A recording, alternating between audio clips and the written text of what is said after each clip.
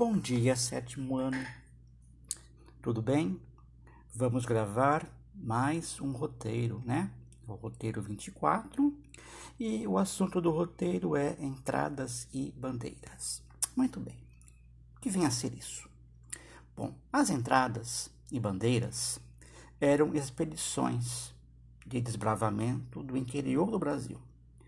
Essas expedições tinham finalidades estratégicas e econômicas.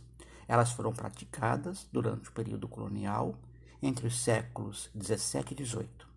Eram expedições que se dirigiam para o interior e que vão garantir a expansão e a conquista do território brasileiro. Entre bandeiras e entradas existem diferenças. As entradas eram as expedições oficiais, eram organizadas e financiadas pelo governo português e que respeitava os limites do Tratado de Tordesilhas.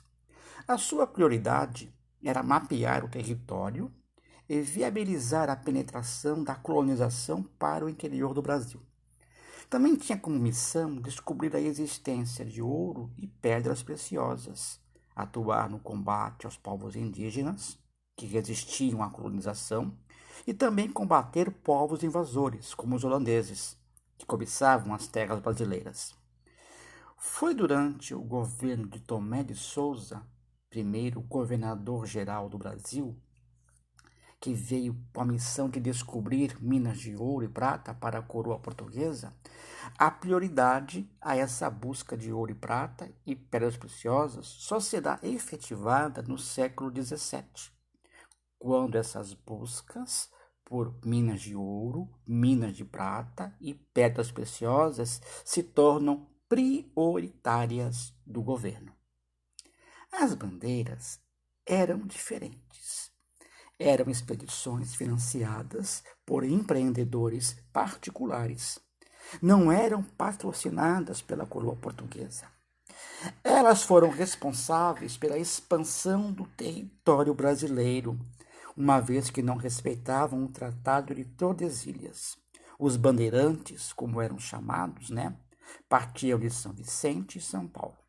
Atravessavam a Serra do Mar e, favorecidos pela navegação do rio Tietê e seus afluentes, se dirigiam à região centro-oeste e sul do país, promovendo sempre a colonização destas terras. Havia vários tipos de bandeiras. As que buscavam metais, pedras preciosas e drogas do sertão eram chamadas de bandeirantismo prospector. O bandeirismo de preação era aquele que se dedicava ao apresamento de índio e à captura de escravos fugitivos africanos.